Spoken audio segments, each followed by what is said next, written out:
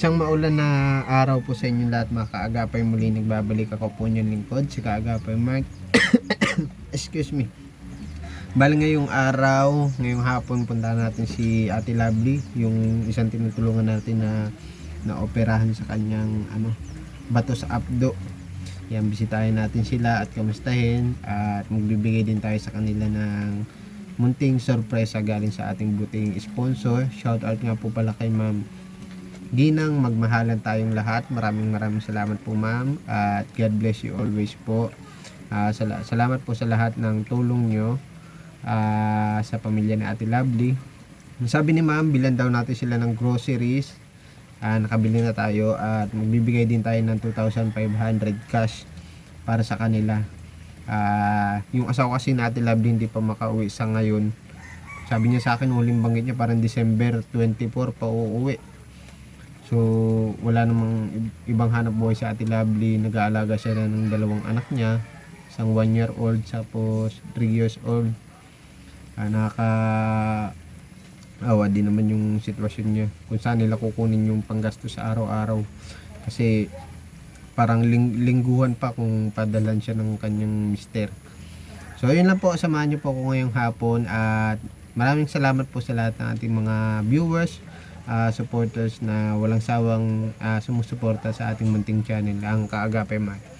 Please wag niyo pong kalimutan i-subscribe, i-share ang ating mga video para mas marami pang marami pa tayong matulungan. Yan. So, yun lang po, samahan niyo ko ngayong hapon. Tara po. Yung pinabibili ni ma'am, pang grocery, bumili rin tayo bigas, kabiling-bilihan ni ma'am. Bumili tayo ng malaking gatas, tapos mga noodles at dilata para dun sa anak ni Ate Lovely, yung malaking gatas, kasi alam ko bear brand nung dinedede yung mga bata. Tara po, samahan nyo ako kahit maulan ng panahon. Medyo masama ang panahon dito sa amin, gawa ata nung bagyong Bilma. Dadalhin natin sa kanila.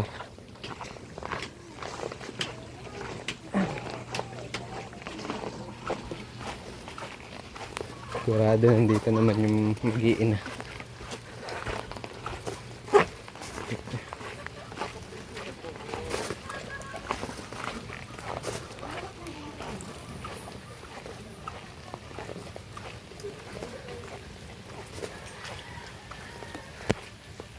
Hello. Asan si mama mo?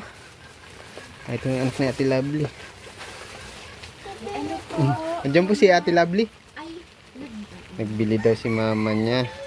Dito yung anak ni Ate Lovely. Oh. Anak po ni Ate Lovely ito, dito sa kapitbahay. Sige po. Salamat po. Sige po, salamat po. Sinisipon na itong bunso ni Ate Lovely. Gusto mo itong biskwit? Oh, dami kang biskwit, oh. Opo. Oh.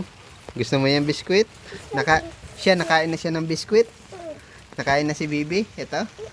Nakain na siya. Nakain ka ng biskwit. Kawawa man itong mga anak ni Ate Lovely at kulang daw ito sa timbang. Yung pina-check upan nyo sa center. Kaya lang wala daw vitamins doon sa health center nila, dito mismo sa lugar nila. Gusto mo gatas? Nagatas ka pa? Jacqueline? Ikaw si? Anong ang pangalan mo? Anong pangalan mo? Jacqueline? Si Bibi, anong pangalan? Ha? Nag-i-school na ikaw? Hindi pa? Hintayin natin si mama mo, ha? Kawawa man ito mga bata. Ang tatay naman nilang tatrabaho sa malayo. Kaya maasa lang din si Ate Lovely dun sa padala ng mister niya, lingguhan. Ito, bumili na tayo ng malaking biskwit para at least kahit paano tumagal-tagal sa kanila, sa mga bata lalo. Ito, biskwit. Gutom na ikaw? Hindi pa ikaw nagmerienda? Hindi pa? Saan natin bigyan natin mga bata? At makagutom na. Habang inaantay natin si Ate Lovely. Mga assorted man ito. Bibi, kuha ka na, Bibi. Bibi, kuha na ikaw. Bigyan mo si si Bunso. Kuha na ikaw. Kuha na ikaw. Dali. Kuha na ikaw. Pili ikaw dyan, pili. Kuha na ikaw, Bibi. Jacqueline, kuha na ikaw, Jacqueline. Hindi talaga. Parang yung mga anak ko lang din eh. Pag naglalaro. Bibi, kuha na ikaw, Bibi, kuha na ikaw. Uy, huwag mo siya pingutin, baka mag-iyak.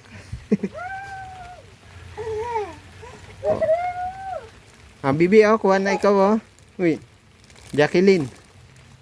Jacqueline, kuha ka na ikaw,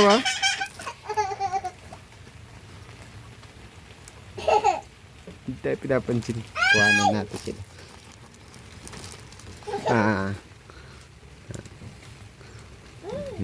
Ikaw kuha ka dito. Kuha ka dali. Kuha ka sa iyan. Ay, naiiya siya. Bibi, kain mo na. Asan na yung biscuit na? Sarap ko muna. Habang inaantay namin si mama niya.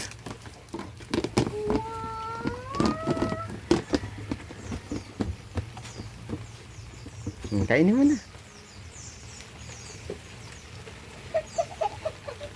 Parang halos yung isa kong anak 8 months pa lang eh. Tapos yung isa kong namang anak si Casey 4 years old. Si Ian naman yung bunso ko 8 months old. Kaya para nakikita ko dito sa dalawa yung anak ko.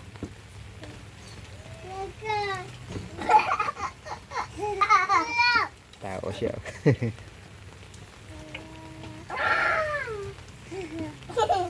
Kain ng kain. Madami pa dito. Bumili tayo ng magandang klaseng bigas.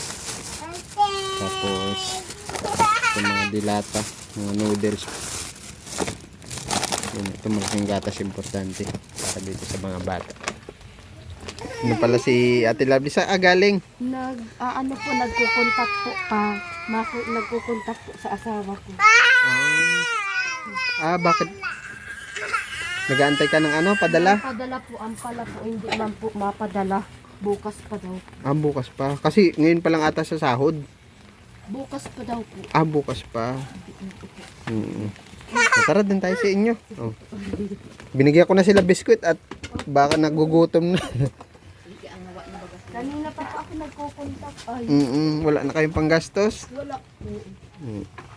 Wala na din po bigas. Wait lang ha. Ito, nagbili din ako ng bigas ha. Aray ka. Dito na lang natin. Bigas. Tapos itong biskwit. Para at least kahit paano may meriendahan yung mga anak mo. Ayaw nyo magkuha binuksan ko na lang. Si Jacqueline ito na. Tapos ito si Jilin po. Si Jilin. Halos kaidaran lang din ng mga anak ko ito. Ito 1 taon na Opo. Ito si Jilin 3.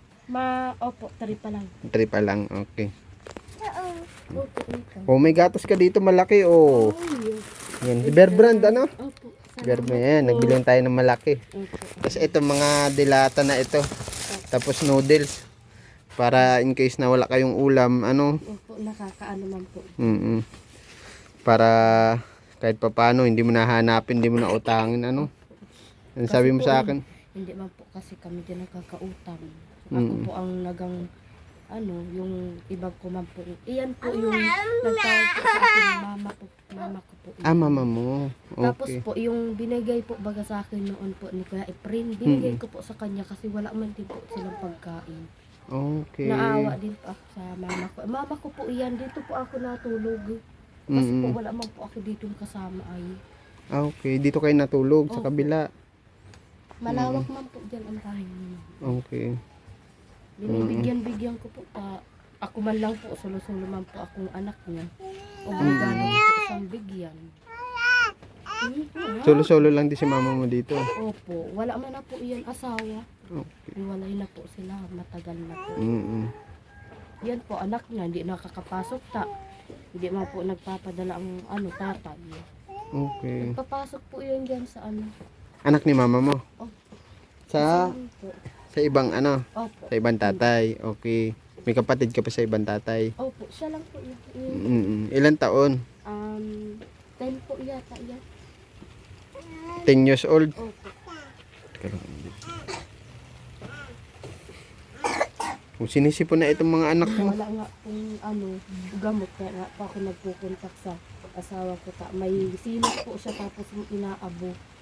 Nakikikontak ka lang, nakikiram ka ng cellphone. Opo, nakikiarte na lang po ako dun sa yan po kay Ate Lea, yung kapatid po niyan. Okay. Yan ha. May bigas na kayo dyan. Opo. Tapos may mga grocery ha. Opo. Importante may mga gatas yung mga anak mo Tapos may pinabibigay pa si ma'am. Ito. Bilangin mo magkano ito. 5 po. 2,500. Maraming salamat po. Yung nagbigay po sa akin. Si nagbigay niya si Ma'am Ginang magmahalan tayong lahat. Ginang magmahalan po tayong lahat. Yan po. Maraming po salamat sa binigay niyo po nito sa akin. Yun lang po, sana po tulungan niyo pa po kami sa ito pong bahay ko. Sana po mapaayos po ito. Para po makaano po yung mga anak ko dito ng maayos. Bakit? Anong problema sa bahay mo? Nagtutulo. Nagtutulo? Saan banda? Dito po. Yung dahil niya sa bagyo? Opo. Oh. Kasi po Yun sa pawid tumutulo, hindi man. ay dito po hindi, dito lang po. Yan po. Okay. Siguro po yung sa angkod po yan po. Sira-sira na po Yung mga lumang yero. Opo. Dun sa angkob. Po. Okay. Tapos ang ko po sana po ma-flooring po itong loob. Sana po makapag na po ang mga anak ko po. Magandang po. Para mga pagpaa sila kahit papano Po. Tinawag po ako niya mama, sabi ko, "Ba't siya dito yung tao sa inyo?" Sabi ko, "Iyo na po ta. Nagpupunta po talaga ako dito pambili po ng gamot nila ay." Sabi daw po mapadala ay hindi man po talaga. Bukas pa. Buti nagkataon din ngayon ako nagpunta. Opo. Sabi ko kahit gabi po ako naging dasal, gising nga po ako, sige po akong dasal. kahit Sabi na ko, sana po magdating po ang blessing, sana po magdating ulit po ang pagkain. Wala po kami pagkain ay mamaya. Hindi ko man po akalain na meron po sa akin bigay. Sabi ko nga po, magtiwala lang po sa Diyos. Lagi lang po nagdadasal. Ayan ha. Maraming salamat kay Ma'am Gina. Magmahalan tayong lahat. Hindi in-expect ni Ate Lovely na pupunta tayo kahit maulan. Medyo masama kasi ang panahon sa atin. Maghapon na po umuulan. Kaya yan, maraming salamat po ma'am. At lalo na dito para sa mga bata, makakabili na siya ng gamot. Salamat po, makakabili na din po ako ng gamot ko po ng anak ko. Ako nga po, meron din nararamdaman na sakit pa ang lalamunan ko, tinitiis ko lang po. Kasi po, wala pong sa dalawa ko ay dinadaan-daan ko na lang po ko po. Mapunta na ako ha. Sige po. Ingat kayo palagi. Bye-bye Jacqueline. Jacqueline daw. Bye-bye. May gatas na ikaw dyan ha. Bye-bye Jilin. Bye-bye. Salamat. Ingat kayo palagi ha. God bless sa inyo. Ingat din po Kuya Mike. Salamat po.